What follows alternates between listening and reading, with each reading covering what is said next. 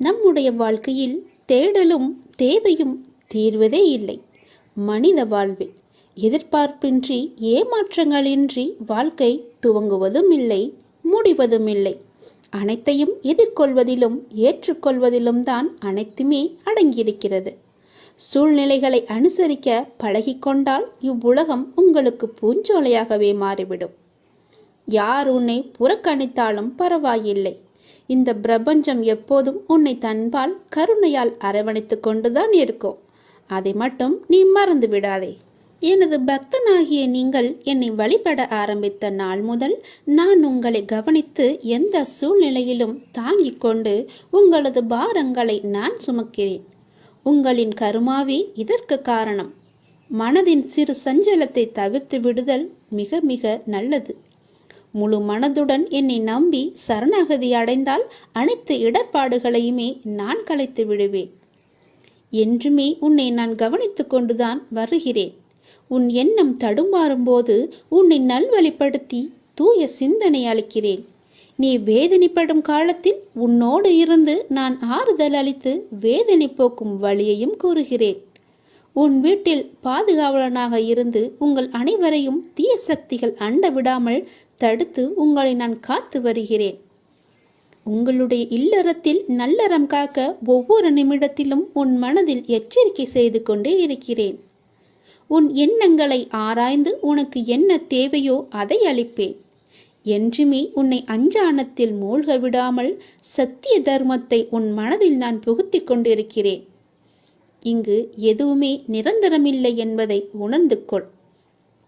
அப்படி நான் உனக்கு உணர வைத்து எளிமையாகவும் ஏழ்மைக்கு உதவி செய்யவும் உன் மனதை நான் தூண்டி கொண்டிருக்கிறேன்.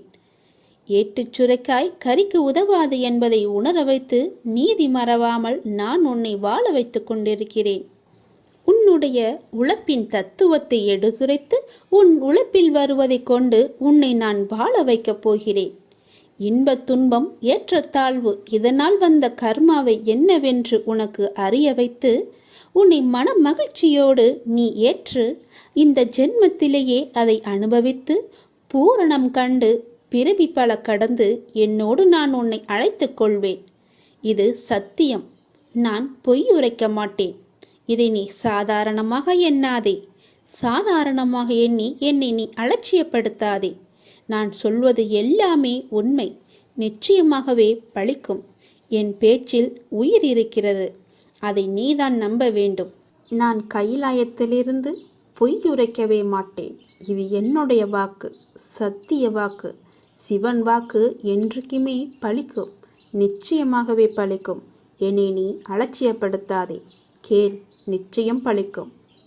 குருவின் அருள் ஒரு சாதகருக்கு இருந்தால்தான் அவர் பின்பற்றும் கர்ம யோகத்தால், ஞான யோகத்தால் அல்லது பக்தி யோகத்தால் அவரின் வாழ்வு அர்த்தமுள்ளதாக மாறும். அதன் பின்பு குருவால் பரிந்துரைக்கப்பட்ட ஆன்மீக பயிற்சியையே ஒரு சிஷ்யன் செய்வதால் அவருக்கு குருவருளின் பாதை மட்டுமே எஞ்சியுள்ளது. இறைவனை நோக்கி செல்லும் எல்லா பாதைகளின் உச்சக்கட்டத்தில் ஒரு சாதகன் இறுதி இலக்கான இறைவனோடு ஒன்றர கலக்க குருவருளே என்றுமே துணை புரிகிறது. பார்வையற்றவர்கள் வாழும் நாட்டில் பார்க்க தெரிந்தவன் அரசன் என பழமொழி ஒன்று உள்ளது. மிக நுண்ணிய 6வது அறிவை கொண்ட குரு ஒருவர் ஆன்மீகத்தில் குருடாகவும் அறியாமையிலும் இருக்கும் மனிதர்கள் மத்தியில் முழுவதுமாக பார்க்க தெரிந்தவராக கருதப்படுகிறார். அவர் ஏற்கனவே இந்த ஆன்மீக பாதையை தனது குருவின் உதவியுடன் கடந்து வந்ததோடு விஸ்வமனம் என்றும் புத்தியினை அணுகக்கூடியவராகவும் இருக்கிறார். எந்த ஒரு துறையிலும் நம்மை வழிநடத்த ஆசான் ஒருவர் இருப்பது விலைமதிப்பற்றதாகும். ஆன்மீகத்திற்கும் இது பொருந்தும். தொட்டுணர முடியாத சூட்சமமான ஆன்மீகத்தில் உன்னதமான ஆன்மீக வழிகாட்டியை அல்லது குருவை கண்டறிவது கடினம். குரு என்பவர் ஆசிரியர் அல்லது போதகரை காட்டிலும் வேறுபட்டவர்.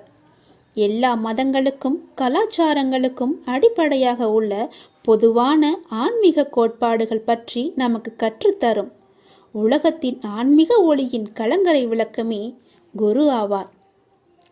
அஜந்தா ஓவியங்களும் எல்லோரா சிற்பங்களும் வேதங்களும் உபநிடதங்களும் காலத்தை வென்று நிலைத்து நிற்க காரணம் அவற்றையெல்லாம் படைத்தவர்கள் எந்த பாராட்டையும் பிரதிபலனையும் எதிர்பார்க்காமல் பகவான் ஸ்ரீ கிருஷ்ணர் கூறியது போல தங்கள் பணிகளை செய்ததுதான். இவை எவற்றிலும் அதை படைத்தவர்கள் பெயர் இல்லை. எதிர்காலம் எங்கள் பெயரை நினைவு வைத்திருக்க வேண்டும் என்கிற எண்ணம் அஜந்தா ஓவியங்களை வரைந்த ஓவியர்களோ, எல்லோரா சிற்பங்களை வடித்த சிற்பிகளுக்கோ, வேத உபநிடங்களை பாடிய முனிவர்களுக்கோ இருக்கவில்லை. ஒரு செயலை செய்கையில் மற்ற அனைத்தையும் மறந்து அந்த செயலிலேயே ஐக்கியமாகிவிட்டால் அந்த செயல் பரிபூரணமாகவும் மிக சிறப்பாகவும் அமைந்துவிடும் என்பதில் சந்தேகமில்லை. ஒரு கலைஞன் தன் கலையில் தன்னை மறந்து ஐக்கியமாகி விடுகையில் உருவாகும் படைப்புகள் காலத்தை வென்று நிலைத்து நின்று விடுகின்றன. படைக்கின்ற நேரத்தில் அவனுக்கு கிடைக்கக்கூடிய கைத்தட்டல்கள் பற்றிய எண்ணமோ, மற்றவர்கள் இதை எப்படி விமர்சிப்பார்கள் என்ற சந்தேகமோ அவனுக்கு ஏற்பட்டால் நிச்சயமாக அந்த படைப்பின் தரத்தை அது பாதிக்காமல் இருக்காது. அது ஒரு உன்னத படைப்பாக இருக்காது. ஒரு சில சமயங்களில் செயல்களுக்கு எதிர்பார்த்த பலன் கிடைக்காமல் இருக்கலாம். அது நம் அறிவுக்கு விட்டாலும் தகுந்த காரணங்களால் தான் மட்டும்தான் இருக்கும். ஆனாலும் கூட அது குறித்து கவலைப்பட வேண்டாம். ஒன்றை பற்றி நீங்கள் கவலையோ பதட்டமோ பட்டுவதால் எந்த நிலை மாறிவிடுமா என்ன? அந்த நிலை மாற்றிவிடப் போவதில்லையே. எனவேதான் பலனை குறித்த சிந்தனையை செயல்புரியும் சமயத்தில் அப்புறப்படுத்திவிட அறிவுறுத்துகிறேன். கிருஷ்ணனுடைய பற்றுடைய செயல் வெறும் செயலாக இருக்கையில் பற்றற்ற செயல் யோக நிலைக்கு உயர்த்தப்படுகிறது. எனவே நாம் இன்று இதை செய்தால் நாளை அது நமக்கு கிடைக்கும் என்ற எண்ணத்தோடு மட்டும் செய்யாதுங்கள். விழிப்புணர்வு என்பது நிலைத்த அறிவுடையவனுக்குத்தான் தொடர்ச்சியாக இருக்க முடியும். அப்படிப்பட்டவன் புலன் வழியாக எண்ணங்கள் பயணிக்க ஆரம்பிக்கும். முதல் கணத்திலேயே அதை உணர்ந்து அந்த எண்ணங்கள் பலப்படும் முன்னர் அவற்றை அழித்து விடுகின்றான். களைகளை முளைவிடுகையிலேயே பிடுங்குவது சுலபம். அவை வேர்விட்டு பலமடைந்த பின்னர் பிடுங்குவது மிகவும் கஷ்டம். அதுபோலத்தான் எண்ணங்கள் தோன்றுகையிலேயே அவற்றின் போக்கறிந்து அழித்து விடுவது சக்தி. விரயத்தையும் நேர விரயத்தையுமே தவிர்த்துவிடும். அதனால் எந்த ஒரு தவறும் உங்கள் கண்ணுக்கு பட்டால் அதை உடனேயே திருத்தி விடுங்கள். பின்னால் விட்டுவிட்டு பிறகு யோசிப்பதில் எந்த ஒரு பயனுமே கிடையாது. ஒரு முறைக்கு பல முறை யோசித்து செயல்படுங்கள். யதார்த்தமான உண்மை கூற்று இது. உனக்காக மட்டும் சுயநலத்துடன் மட்டுமே நீ வாழ்ந்தால் என்னை காண நீ சிரமப்பட்டு மலையேறி உச்சிக்கு வர வேண்டும். பிற உயிர்களுக்காகவும் வாழ்ந்தாயென்றால் நீ இருக்கும் இடத்திலேயே என்னை காண்பாய். தேடலும் தேவையும் தீர்வதே இல்லை மனித வாழ்வில். எதிர்பார்ப்பின்றி ஏமாற்றங்களின்றி வாழ்க்கை துவங்குவதும் இல்லை, முடிவதும் இல்லை. அனைத்தையும் எதிர்கொள்வதிலும் ஏற்றுக்கொள்வதிலும் தான் அனைத்தும் அடங்கியுள்ளது. சூழ்நிலைகளை அனுசரிக்க பழகிக்கொண்டால் இவ்வுலகம் உங்களுக்கு பூஞ்சோலையாகவே மாறிவிடும். யார் உன்னை புறக்கணித்தால் என்ன? இந்த பிரபஞ்சம் எப்போதும் உன்னை தன் அன்பால் கருணையால் அரவணைத்து கொண்டுள்ளது. சூரியனோ சந்திரனோ என்றாவது உன்னை புறக்கணித்து இருக்கிறதா? அப்படி புறக்கணித்தால் இந்த உலகம்தான் இருக்குமா? ஒளியை அந்த சூரியன் உனக்கு தர மறுத்ததுண்டா? இயற்கை ஒருபோதும் உன்னை புறக்கணிப்பதில்லையே. உன் மீது எல்லையில்லா கருணை கொண்டிருக்கும் இயற்கையை மறந்து நீ மனிதர்களின் புறக்கணிப்பு குறித்து கவலைப்பட்டு கொண்டிருக்கிறாய். அது மனிதன் வேலை, அது மனதின் வேலை. உண்மையில் எத்தனையோ மனிதர்கள் உன்னை புறக்கணிப்பது உண்டு. எத்தனையோ மனிதர்களை நீயும் புறக்கணித்திருக்கிறாய். கொஞ்சம் நீ யோசித்துப்பார். சில மனிதர்களை உன் மனம் கூழாங்கற்களாக நினைக்கிறது. சில மனிதர்களின் புறக்கணிப்பு உனக்கு வலியை தருகிறது. சில மனிதர்களை மனம் விலையுயர்ந்த வைரம் போல் மிக உயர்வாக நினைக்கிறது. அவர்களின் அன்பிற்கும் அங்கீகாரத்திற்கும் ஏங்குகிறது. கூழாங்கற்களால் புறக்கணிப்பு ஏற்பட்டால் அது வலியை தருவதில்லை. ஒரு வைரத்தால் புறக்கணிப்பு ஏற்பட்டால் அது வலியை தருகிறது. இதுவே மனித இயல்பு. நம்முடைய வாழ்க்கையில நிகழும் எல்லாமே, அனைத்து இன்பமோ துன்பமோ எல்லாம் எப்படி எடுத்துக்கொள்கிறோம் என்பதில் பொறுத்து தான் நம்முடைய வாழ்க்கையின் நினைவுகள் அமையும். துன்பம் என்று சொல்லிக்கொண்டே இருந்தால் அது தன்னால் விலகுமா? கிடையாது. தன்னால் விலகவும் முடியாது. அதனை அனுபவிச்சு அதை எதிர்நோக்கி கடந்து தான் வரணும். எல்லாம் நீ எடுக்கின்ற மனப்பக்குவத்தில் தான் அது அமைஞ்சிருக்கு. உன்னுடைய இன்பமும் துன்பமும் அடிபட்டால் வலிக்கும் என்று தெரியும். ஆனால் அடிபட்டவுடன் நீ அழுகிற. உன் மனதில் அந்த வலி இருக்கு என்ற உணர்வு தோன்றியதுமே உன்னுடைய கண்களும் கலங்கும் அல்லவா? அதற்காக இனிமே எங்கேயுமே செல்லக்கூடாது, நகரக்கூடாது. அப்போது தான் என்னுடைய காலில் அடிபடும் அப்படின்னு நினச்சி நீ ஒதுங்கியே இருந்தினா எப்படி உன்னால் வாழ முடியும்? நம்ம ஒரு இடத்துலேருந்து இன்னொரு இடத்துக்கு போனால் தானே நமக்கு நம்மளை பார்த்துக்க முடியும். அங்கே போனால் அடிபட்டுடும், இங்கே போனால் அடிபட்டுடும்னு இருந்தால் நம்மளால் வாழ முடியுமா? உன் பசியை உன்னால் தான் போக்க முடியுமா? அதுபோல தான் துன்பம் உன்னை காயப்படுத்தும் என்று தெரியும், அது வலிக்கும் என்னும் தெரியும். அது தைரியத்துடன் ஒரு முறைக்கு இருமுறை நிமிர்ந்து பார்க்கணும். அது உன்னை என்ன செய்கிறதுன்னு நீ திரும்பி பார்க்கணும். அது உன்னை துன்பம் துரத்திக்கிட்டே வந்துச்சுன்னா நீ அதை திரும்பி எதிர்த்து நின்றுப்பார். அதுவே தலை தெறிக்க ஓடிடும். ஒரு முறைக்கு இருமுறை நிமிர்ந்து பார்த்துக்கோ. அது உன்னை என்ன செய்கிறதென்று உனக்கு தெரியும். எதுக்குமே நீ மனம் தளராத. உன்னால் முடியும் என்று போராடு. துணிந்து நில்லு. பல வெற்றி கனிகளை நிச்சயமாகவே நீ பறிச்சிடுவ. நீ இதுவரை உன் வாழ்வில் கனவாக இருந்த விஷயம் இப்போது நடக்கப் போகிறது, நிஜமாக போகிறது. நீ தேடிய ஒன்று உன் கையில் வந்து கிடைக்கப் போகிறது. நமக்கு கிடைக்குமா கிடைக்காதான்னு ஏங்கி தவிச்ச நாளெல்லாம் போயிட்டு நீ கேட்டது கண்டிப்பாகவே நீ கிடைக்க போகுது. உனக்கு உன் வாழ்க்கையில் எல்லாமே உனக்கு நல்லதாகவே அமைய போகிறது. இந்த அப்பாவோட துணையோட நீ நல்லாவே இருக்க போகிற. நீ தேடிக்கிட்டே இருந்த இல்லையா, அது என்னன்னு உனக்கு தெரியும்ல.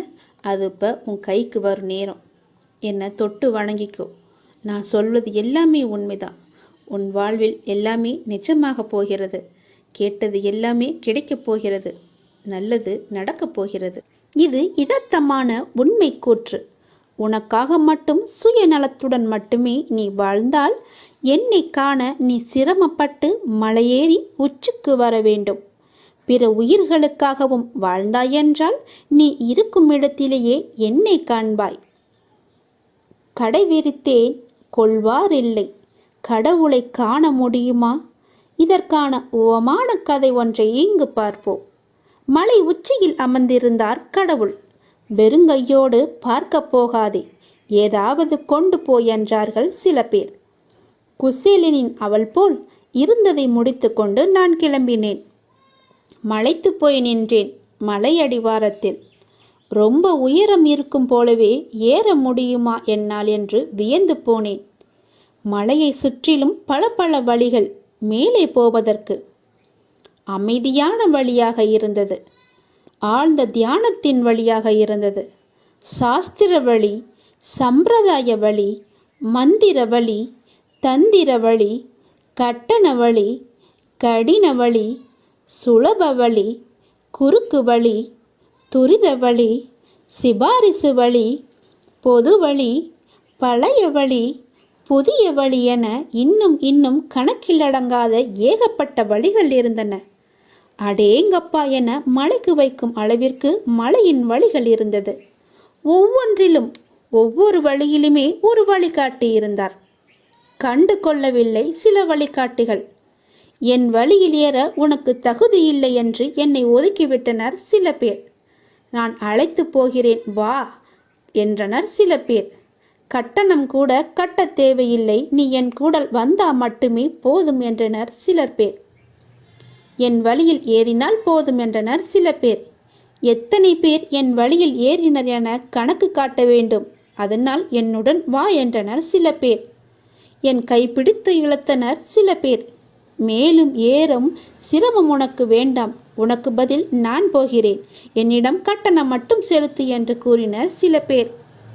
உனக்கு பார்க்கணும் அவ்வளவுதானே, இங்கே இருந்தே காட்டுகிறேன் பார் என்றனர் சில பேர். அது எல்லாம் நாங்கள் மட்டும்தான் ஏற முடியும், உன்னால் அவ்வளவு தூரம் போக முடியாது என்றனர் சில பேர். உன்னுடைய மொழி அவர்களுக்கு புரியாதே, நீ என்ன செய்வாய் என ஆணவ அதிகாரத்துடன் சில பேர் கூறினர். அங்கேயெல்லாம் உன்னால் போக முடியாது, உன்னால் ஏற முடியாது, தூரம் அதிகம், திரும்பிப்போ, அவரை ஏன் நீ பார்க்கணும், பார்த்து ஆக போறது என்ன, இப்படி பல பேர் கூறினர். சில பேரோ தைரியப்படுத்தினர். உண்மையில் நீ பார்க்கும் தூரம் இல்லை இது, ஏறினால் ஏறிக்கொண்டே இருக்க வேண்டும் என்று கூறினர் சில பேர். அது ஒரு வழிப்பாதை, ஒரு முறைதான் ஏற வேண்டும். ஒரு முறை நீ ஏற ஆரம்பித்தால் திரும்ப முடியாது, அப்படியே போக வேண்டியதுதான் என்று பயமுறுத்தினர் சில பேர். சாமியாவது பூதமாவது அது வெறும் கல், அங்கே ஒன்றும் இல்லை. நீ போவது வெட்டி வேலை, போய் உன் விளைப்பை பார் என்று சதட்டினர் சில பேர். பாதையை அடைத்து வைத்து பகுத்தறிவு பேசினர் சில பேர். என்ன செய்வது? ஏறுவதா திரும்பி போவதா? குழம்பி நின்ற என்னிடம் ஒரு கை வந்து நீட்டியது. ஒரு பசித்த வயிறு, கடவுளுக்கென்று கொணர்ந்ததை அந்த கையில் வைத்தேன். மவராசனா இரு, வாழ்த்திய முகத்தினை பார்த்தேன். நன்றியுடன் என்னை நோக்கிய அந்த புச்சடைந்த கண்களிலிருந்து புன்னகைத்தார் கடவுள். நான் பார்க்க வேண்டிய கடவுள் அந்த மனிதனின் ரூபத்தில் வந்தார். ஆம், அவர் கடவுளேதான். அந்த உணர்ந்த வியப்பிலிருந்து நான் விலகிய பின் அவரிடம் கேட்டேன், இங்கே என்ன செய்கிறீர்? நான் இங்கேதானே இருக்கிறேன். அப்போ அங்கே இருப்பது யார் என்று நான் அவரிடம் கேட்டேன். மலை உச்சியை நோக்கி கை நீட்டினேன். அதற்கு அவரிடமிருந்து என்ற பதில் மட்டும்தான் அழுத்தமாக வந்தது. அங்கேயும் நான் தான் இருக்கிறேன். எங்கேயும் இருப்பவன் அல்லவா நான்? எங்கே என்னை காண முடியாதவர் அங்கே வருகிறார் சிரமப்பட்டு. ஆனால் நான் திணறினேன். இது உமது உருவம் அல்லவே, அதுவும் எனது உருவம் அல்லவே. எனக்கென்று தனி உருவம் இல்லை. நீ என்னை எதில் காண்கிறாயோ அது நான் ஆவேன். அப்படியென்றால் வாழ்த்திய கண்களில் உனக்கு தெரிபவனும் நானே. பசித்த வயிறோடு கை நீட்டியவன் உணவளித்த உன் கண்களில் காண்பதும் எனையே. தருபவனும் நானே, பெறுபவனும் நானே. நான் எங்கும் எதிலும் இருக்கின்றேன். என் தரிசனம் பெற கண் தேவையில்லை, மனதுதான் வேண்டும். அப்போது உன்னை பார்க்க மலை ஏற வேண்டும் என்கிறாயா? குழப்பத்துடன் நான் கேட்டேன். தாராளமாக நீ ஏறி வா, அது உன்னுடைய விருப்பம். அங்கும் நான் இருக்கிறேன் என்றேனே, மறந்து விட்டாயா? அங்கு வந்தாலும் நீ என்னை பார்க்கலாம். அப்போது கடவுளே என்று விழித்தேன். எனக்கு புரியவே இல்லை. புரிந்து கொள்வது அவ்வளவு கடினமும் அல்ல.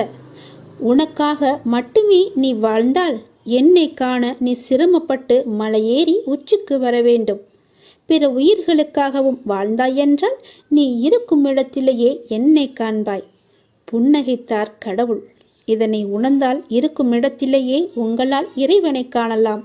உங்களின் நடவடிக்கைகளால் நீங்கள் பேதமின்றி சக உயிரிடம் அன்பு செலுத்தினால், அற வழியில் நடந்து இறை பண்புகளுடன் வாழ்ந்தால், இறைவன் கொடுத்ததை பிறருக்கு பகிர்ந்தளிக்கக்கூடிய மனோபாவத்தை பெற்றால், புனிதமாக வாழ்ந்தால், பற்றின்மையை வளர்த்து கொண்டால், நீங்கள் இறையை தேடி போக தேவையே இல்லை. அந்த இறையாற்றலே தானாகவே உங்களை தேடி வரும்.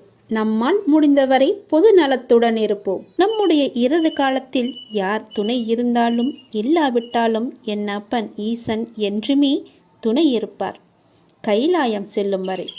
சுடுகாட்டில் பாடப்படுவது திருவாசகம் மட்டுமே.